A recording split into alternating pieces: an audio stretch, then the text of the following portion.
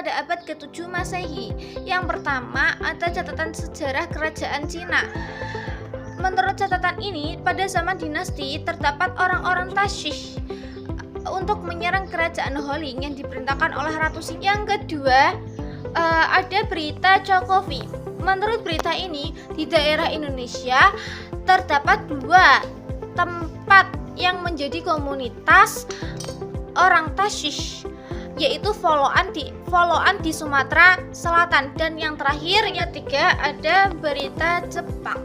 Berita ini menceritakan tentang perjalanan para pendeta Kashun ke Indonesia. Ya, pendapat ini menyatakan bahwa Islam masuk ke Indonesia pada abad ke-13 Masehi. Pendapat ini didasarkan pada munculnya kerajaan Samudra Pasai yang bercorak Islam.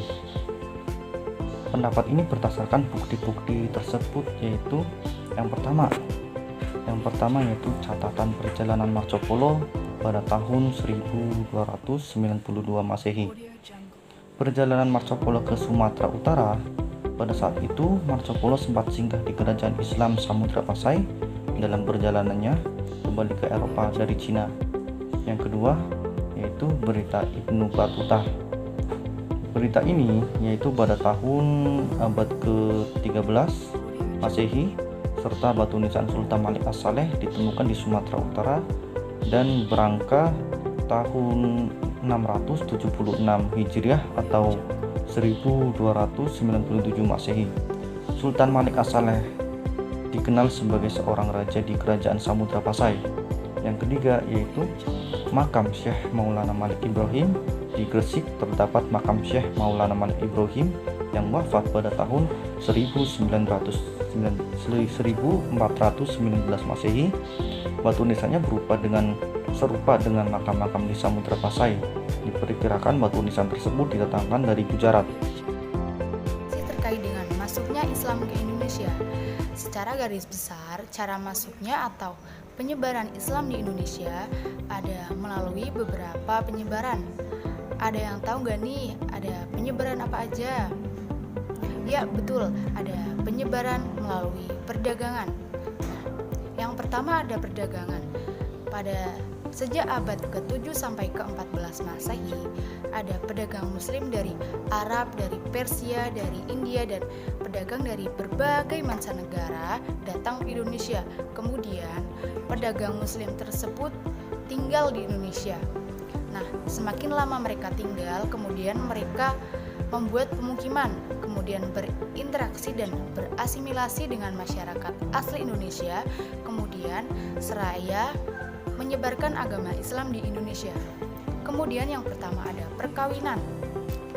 Pedagang muslim yang menikah dengan wanita pribumi di Indonesia tersebut sebelum pernikahan berlangsung tersebut, wanita pribumi yang belum beragama Islam diminta mengucapkan 2 kalimat syahadat.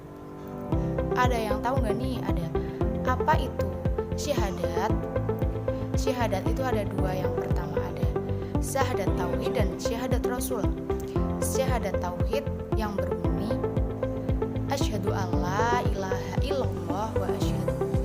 Kemudian ada syahadat rasul wa asyhadu anna muhammadar rasulullah, yang artinya aku bersaksi bahwa tiada Tuhan selain Allah dan aku bersaksi bahwa Nabi Muhammad adalah utusan Allah.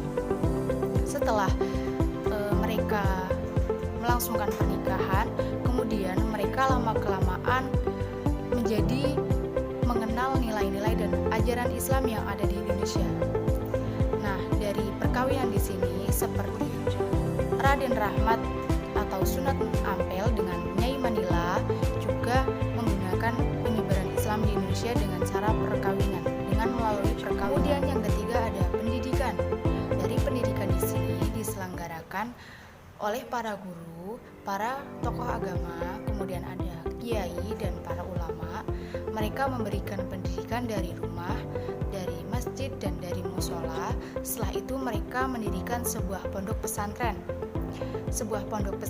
dan juga madrasah untuk mendidik anak-anak, dan mereka kemudian tertarik untuk menjadi santri kiai tersebut. dibuka untuk umum, untuk siapa saja.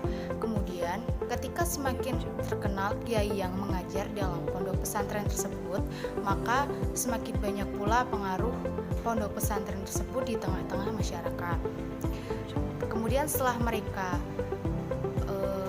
mereka pulang dari pondok pesantren, mereka pulang ke rumah, kemudian mengamalkan ilmu-ilmu tersebut kepada masyarakat setempat. Kemudian yang keempat ada penyebaran Islam di Indonesia melalui tasawuf. Dari tasawuf di sini, ada yang tahu apa definisi tasawuf? Tasawuf adalah ajaran atau cara untuk mendekatkan diri kepada Allah Subhanahu wa taala, memudahkan seseorang yang memiliki dasar ketuhanan lain sehingga memahami dan menerima ajaran Islam. Nah, biasanya kita jumpai di masyarakat setempat ada hikayat-hikayat. Nah, ada beberapa tokoh tasawuf terkenal seperti ada Hamzah Fansuri, kemudian ada Samsudin, kemudian ada Syekh Abdul Somad dan Nuruddin Raniri. Kemudian penyebaran Islam di Indonesia melalui kesenian. Yang pertama ada kesenian Islam. Kemudian ada kesenian bangunan, kesenian pahat, kesenian musik, dan kesenian sastra. Seperti yang dilakukan oleh Wali Songo, penyebaran Islam juga dilakukan melalui dengan kesenian wayang. Berikut adalah beberapa faktor yang menyebabkan agama Islam dapat diterima dengan mudah oleh masyarakat Indonesia dan juga dapat menyebar dengan luas.